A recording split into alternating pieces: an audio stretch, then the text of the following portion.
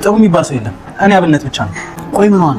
ይቆጣታል፣ ይከታተላታል። እሷ ራሱ እሱን ስታይ ትርበደበዳለች። አሁን ገና መስመር አለፍክ። መስመር ካለፍክ ደግሞ መጥፎ ሰው መሆን ነበር። አንተ ነህ ህጉዬ የምታገባት? አዎ። እሺ፣ ማክበር ለሚመስለው ሹፈት በጣም አመሰግናለሁ። አንዳንድ ጊዜ ግን የምር ደነግጣለሁ። ሰዎች መጥፎ የሚሆኑት ለገንዘብና ለጥቅም ሲሉ፣ ይህ ሰው የግድ ጥቅሙን የማይነካ ነገር ላይ ራሱ በጣም ክፉ ነው። ታዲያ ከየት ያመጣል ያልለመደውን መልካምነት እኮ። ድሮ ካስታወስክ ሳይንስ ላይ ስንማር የፀሐይ ብርሃን ፍለጋ ተጣሙ ያድጋሉ እንደተባሉት ዛፍ እኮ። አሁን ከይፍቱ ጋር በደንብ ታወራላችሁ። ከዛ ሁሉም ነገር ይስተካከላል። አዎ፣ ቤተሰብ መካከል እንግዲህ ብዙ ነገር ይፈጠራል። እኔ ደግሞ ትንሽ ቁጡ ነው። እኔ ምንም አልገባኝም። ምን እየተፈጠረ ነው? አንዳንድ ጥፋቶችን እያየሁ ማለፍ አልችልም። ያ ነገሮች እንዳይፈጠሩ አንቺም ተጠንቀቂ እባክሽ። እንድትመክራት አይደለም አይደል እዚህ ቁጭ ያልሽው? ምንድነው ቀለል አድርጊ የምትለኝ? የገዛ ወንድሜ እንኳን የሚያሳየኝ ንቀትና አስተያየቱን እያየህ አይደል እንዴ? ወይ ጣጣ፣ ድሮ ሴት አክብሮሽ የሚያውቀው ነው እሱ። ከሰው እንኳን ይቆጥረናል እንዴ? እኔ ግን በህይወቴ ከተፈጣ እንደ ዛሬ ተዋርጄ አላውቅም። እንደ ዛሬ ይፍቱ በአንድ ትዕቢተኛና በአንዲት ፍሬ ልጅ የሚመዘን ስብዕና የላትም። የራሷ የሆነ ብልህ አይምሮ ያላት ሴት ናት። እኔ እኮ ምንም አላደረኳትም። እስከ ዛሬ ሲሆን ምን አድርገሻት ነበር? ምንም። ቆይ ለምንድን ነው ሁሉም ነገር እንደዚህ ግራ ይገባኛል? ለምንድን ነው ሰው በእኔ ላይ ክፉ ሲያስብ የማይገባኝ? አብነት ሙሉ ቀን እኮ ስጠብቀህ ነበር ግን አልመጣም። አይመለከተኝም። ያለሁበት አካባቢ ባላይሽ ደስ ይለኛል። እንዲህ ማበቀላሉ ዝም አልልም። አንቺ አብደሻል እንዴ? ምንም አማራጭ እኮ አልሰጠኝም። ይፍቱ ስራ ህብስት ስትፈልጋት ኑራ ዛሬ ተሳክቶላታልና አግኝታታለች።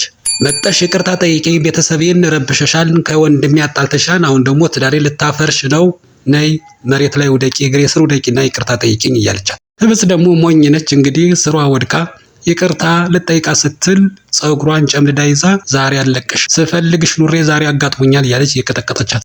ቤት ውስጥ ማንም ስላልነበረ ደርሶ ሊገላግላት የሚችል ሰው አልነበረምና እያለቀሰች ነው። ይፍቱም እየቀጠቀጠቻት ከእንግዲህ በኋላ እኔ የምልሽን በሙሉ ያለምንም ማቅማማት ሁሉን በየተራ መፈጸም አለብሽ እያለች ተቀጠቅጣታለች። እሺ እያለች ነው። ህብስት ግን እሺ ማለቷ ምንም አላስጣላትም ከድብደብ ብሎ ግን በመጨረሻ አቶ አለም ደረሰና ምን አድርጊ ነው የሚላት ብሎ አባት ለመሆን ሞከረ። በዚህን ጊዜ አቶ አለምን ስታየው ግን ይፍቱ ስራ ነገሩን ቀየረችው። እንደውም በራሷ ፍቃድ ህብስት ይቅርታ ለማድረግ እግሯ ስር እንደወደቀች እንጂ አስገድዳ እየቀጠቀጠቻት እንዳልሆነ ነገረችው። ግን ህብስት እንድታረጋግጥለት ቢፈልግም ህብስት ምንም አላለችውም። ወደ ክፍሌ ብቻ አስገባኝ ነው ያለችው። ወደ ክፍሏ ካስገባት በኋላ አንድ ጥያቄ ጠይቀችው። አባቴ በቃ እዚህ ቤት መኖር አልፈልግም፣ ወደ ድሮ ቤት የመልሰኝ ስትለው እዚህ ቤት መኖር እንዳትፈልጊ የሚፈልግ ሰው ካለ ራሱ ይውጣ እንጂ አንቺ የትም አትሄጂም በቃ ብሎ ወስኑ።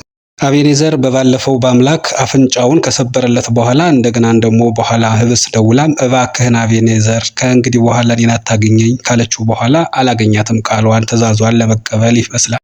ግን ደግሞ ችሎ ዝም ማለት የከበደው ይመስላልና ሲፈራ ሲቸር አብነትን አግኝቶ እያወራው ነው። ሲያዩህ ቀለል ያለህ ሰውና ጥሩ ሰው ትመስላለህ ሲለው አብነት ነገሩን ወደ ቀልድ ቀየረውና እባክህ ወንድሜ ጥሩ የሚባል ነገር የለም ግን ምን ልርዳህ ሲል ጠየቀው። እንግዲህ እንደ ረጅም ጓደኝነቴ ህብስት ጋር ያለኝ የነበረ ቅርርብ እንደዚህ አይደለም። እሷን ማቃት ሁሌም ሳቋ ስትስቅ ካልሆነ በስተቀር እንባ ሲፈስ አይኗ ታይቶ አይታወቅም። አሁን ግን ያለችበት ሁኔታ አሳሳቢ ነው። እባክህን ምን እየተካሄደ ነው ብሎ ጠየቀው። እንግዲህ አባቷ ትንሽ ጠንከር ይላል፣ ሌላ ምንም ነገር የለውም። ግን ያለችበት ሁኔታ ቤተሰቡ ትንሽ ጠንከር ያለ ነው እንጂ ከዚያ ውጭ ሰላም ነች ብሎ ቢለው እንዲያው ከአባቷም በተዘለለ አብሯት ያለው ልጅ ግን ምንዋ ነው? እንደ ባል እኮ ነው የሚቆጣጠራት፣ እሷን በጣም የምትፈራው ብሎ ሲጠይቅ አብነት ጓደኛውን ስለነካበት አይ አሁን እንግዲህ እዚህ ላይ ወራጅ አለ። ይኸውልህ እሱ ወንድሟ እንደ ታላቅ ነው የሚቆጣት፣ ማገባት እኔ ነኝ ብሎ አሳረፉ። አላቤኔዝ አዎ ላገባት ያለሁ እኔ ነኝ ብሎ ሲለው ታዲያ ዋናው አንተና ጠቡ ጋር መሆን ያለበት ካንተ ጋር ነው ብሎ ሲለው ጠብ ከሆነሽ እኔ የምፈልጋለሁ እንዲህ ስታዩን ግን በቃ ምንጣላው ሁሉ አይመስላችሁም አይደለ እያለው ነው።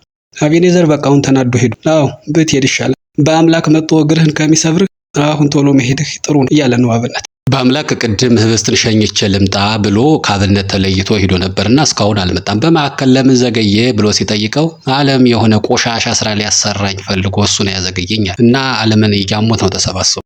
አቶ አለም ግን ሰው ክፉም የሆነው ጨካኝ የሚሆነው ጥቅም በሚያገኝበት ጉዳይ ነው። ይሄ ግን ጥቅም በማያገኝበት ጉዳይም ቢሆን ርህራሄ የሌለው አደገኛ ሰው ነው እያሉ እና ርህራሄን ማያውቅ ሰው ከየት አምጥቶ ርህሩህ ሊሆን ይችላል እያሉ እርስ በርሳቸው እየተጠያየቁ የመልሱንም ራሳቸው እየመለሱት ነው። በመካከል ስለ ህብስትም ተወራና ስለ ህብስትም ለምን ነው ደፍረ ማትነግራት የሚል አይነት ግብ ሲነሳ እሷ ስለኔ ማሰብ የለባትም ያው ካሁን በፊትም ስለተናገረው ህብስትና በአምላክ ግንኙነት ካላቸው ህብስት ሟች እንደሆነች ስለሚያውቅ ለሷ ብሎ ይህን ነገር እንድታውቅ አይፈልግም። መሆን ያለበትን ብቻ ነው ማደርገው ብሎ አቋም ይዟል በአምላክና በመካከል እንዲህ ያወሩ እያለ አቶ አለም ደወለ። አቶ አለም የደወለበት ምክንያት ምንድነው? ህብስት እዚህ ቤት መኖር መሮኛል በቃኝ ከዚያኛው ቤት ልሄድ ፍቀድልኝ ብላ ስለጠየቀችውና እንደዚያ መሆን እንደማይችል አስረግጦ ነግሯታልና አሁን በባለፈው ለአብነት ስራ ሰጥቶት ነበርና የሰጠው ስራ ምን ላይ ደረሰ ብሎ ጠየቀው። የጠየቀውን እንግዲህ ከሰጠኝ አማራጮች ውስጥ አንዱን ተጠቅሜ ስራ ጀምሬያለሁ ብሎ ካረጋገጠለት በኋላ ግን ለምንድነው እንደጠየቀኝ ብሎ ሲጠይቀው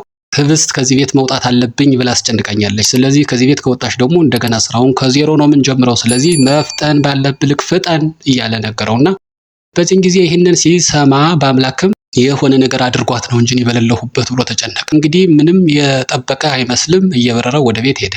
አቶ አለም ደግሞ ቃል በገባው መሰረት ህብስትን እንግዲህ ወይዘሮ ይፍቱ ስራ ይቅርታ እንድትጠይቅሽ አደርጋለሁ። ከዛ በኋላ ሰላምሽን እመልስልሻለሁና እዚሁ ትኖሪያለሽ።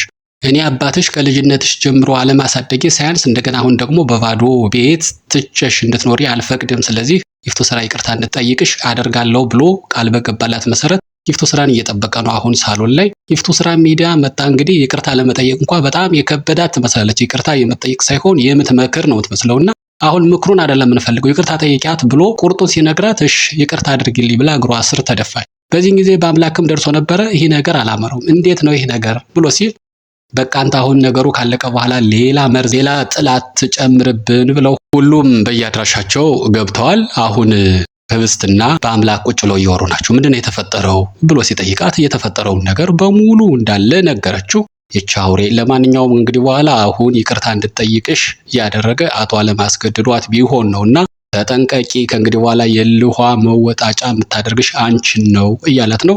እውነትም ይፍቱ ስራ ከህብስት እግር ስር ተደፍታ ይቅርታ የጠየቀችው ያው ለትዳሯ ብላ አቶ አለም አስገድዷት ነውና ይቅርታ ከጠየቀች በኋላ ክፍሏ ገብታ እየተበሰጫጨች ነው። በህይወት ዘመኔ እንደዛሬው ተዋርጃ አላቅም እያለች ትጮኻለች። አቶ አለም ከገባ በኋላ የአባበላት እንዴ ይፍቱ ስራ ያንቺ መዋረድና ለመዋረድ እኮ በዚህ አይደለም የሚለካው። አንቺ እኮ ብልህ ጥንቁቅ የሆንሽ ሴት እኮ ነሽ እያለ ያጽናናት። እሷ ግን ቆይ እንደዚህማ ተዋርጃ አልቀርም እያለች አሁንም እየፎከረች ነው። እንግዲህ እህቱን የሚያውቃት በአምላክ ብቻ ይመስላል። በአምላክ ደግሞ ህብስትን እንድትጠነቀቅ አስረግጦ ነግሯታል። አቤኔዘር ቅድም ከአብነት ጋር ሲያወራ በነበረበት ጊዜ አብነት እንግዲህ ላገባት ያለሁኝ እኔ ነኝ ካለው በኋላ አቤኔዘር በጣም ተናዷል።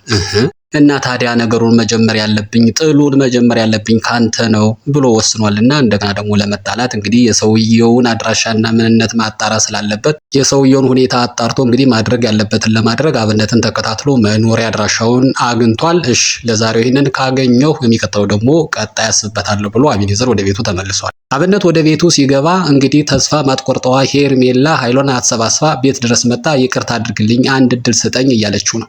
አብነት ግን አይንሽን ማየት አልፈልግም፣ ጭራሽ አይደለም ከቤቴ እኔ ካለሁበት አካባቢ እንኳን እንድትርቂ እፈልጋለሁ ብሎ በቆመችበት ጥሏት ገባና በሩን ዘጋባት። እንግዲህ ሄርሜላም እንደሌላው ሰው ኖርማል እንግዲህ ይቅርታ ካላደረገልኝ ምን ማድረግ ይቻላል ብላ ተስፋ ቆርጣ አልሄደችም። እንዲያውም በዚያው ላይ በረንዳ ላይ ቁጭ ብላ ነጋችሁ።